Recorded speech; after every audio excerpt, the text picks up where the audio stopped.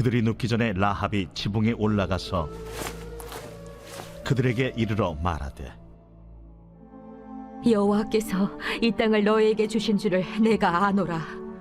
우리가 너희를 심히 두려워하고 이 땅 주민들이 다 너희 앞에서 간담이 농나니, 이는 너희가 애굽에서 나올 때에 여호와께서 너희 앞에서 홍해물을 마르게 하신 일과 너희가 요단 저쪽에 있는 아모리 사람의 두 왕 시온과 옥에게 행한 일, 곧 그들을 전멸시킨 일을 우리가 들었음이니라.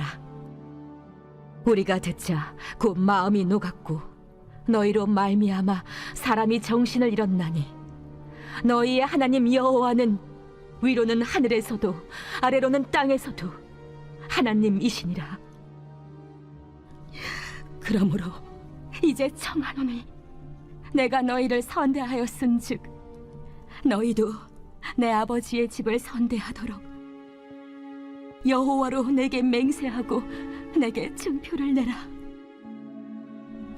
그리고 나의 부모와 나의 남녀 형제와 그들에게 속한 모든 사람을 살려주어 우리 목숨을 죽음에서 건져내라. 내가 우리의 이 일을 누설하지 아니하면 우리의 목숨으로 너희를 대신할 것이요, 여호와께서 우리에게 이 땅을 주실 때에는 인자하고 진실하게 너를 대우하리라. 할렐루야. 오늘도 하나님의 말씀을 사모하여 이 말씀 앞에 나오신 여러분들을 주님의 이름으로 축복합니다. 하나님의 선한 손길이 오늘을 살아가는 저와 여러분들 모두에게 임하게 되시기를 주님의 이름으로 축복합니다. 오늘 말씀은 계속 이 기생 라합을 통하여 정탐꾼을 숨겨주는 그 이야기 연속선상에 있습니다. 여리고로 돌아간 두 정탐꾼이 곧 발각되어 추격당하게 되는 상황에 이르렀습니다. 그러나 라합은 그들을 숨겨주고 기지를 발휘해서 그 추격자들을 따돌렸습니다. 그 앞서 7절 말씀에서는 성문이 닫혀 정탐꾼들의 탈출로가 막힌 상황을 묘사하고 있었지요. 오늘 본문은 이 라합이 지붕 위에 올라가서 정탐꾼과 나눈 대화의 장면이 소개되고 있습니다. 이것은 추격자들을 따돌리기 전에 라합이 정탐꾼에게 자신의 믿음을 고백하며 구원을 요청한 것으로 이해하는 것이 자연스럽다 할 수 있겠습니다. 9절 말씀을 함께 읽어보시겠습니다. 말하되 여호와께서 이 땅을 너희에게 주신 줄을 내가 아노라. 우리가 너희를 심히 두려워하고 이 땅 주민들이 다 너희 앞에서 간담이 농나니. 라합은 하나님의 관점으로 계속 말하고 있습니다. 하나님께서 이 땅을 이스라엘에게 주심을 본인이 알고 있고 인정한다라는 것입니다. 오히려 하나님의 위엄 앞에서 모든 이들이 두려워 떨 것이다 라고 고백하고 있습니다. 라합은 이스라엘이 여호와 하나님에 대한 소문을 들은 것으로 그냥 거기에서 머문 것이 아니라 그 소문이 진실임을 내면 깊숙이 하나님의 영을 통하여 확신하고 고백하게 되었던 것입니다. 사랑하는 성도 여러분, 하나님을 아는 것은 단순히 이론적으로 깨달아 아는 것이 아닙니다. 하나님은 영이시기에 우리 마음속 깊숙이 그 깨달음을 느끼게 하십니다.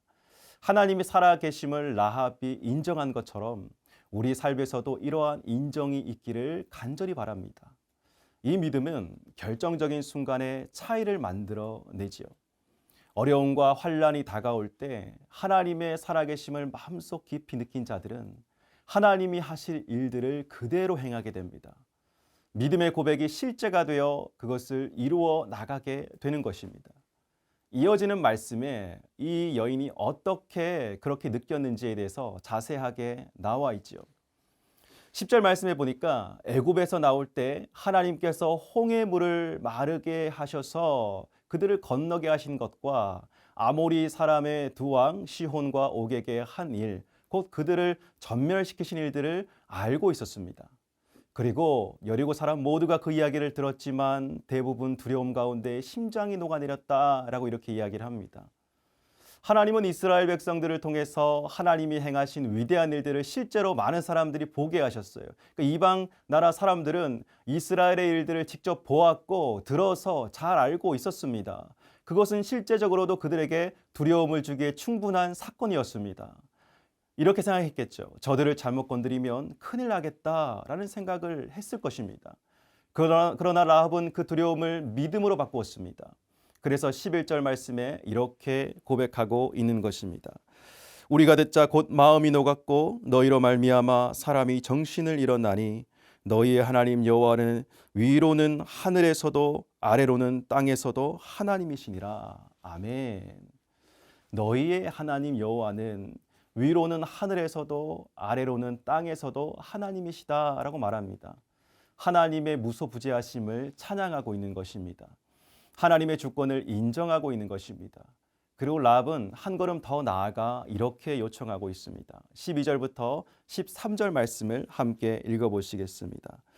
그러므로 이제 청하노니 내가 너희를 선대하였은즉 너희도 내 아버지의 집을 선대하도록 여호와로 내게 맹세하고 내게 증표를 내라.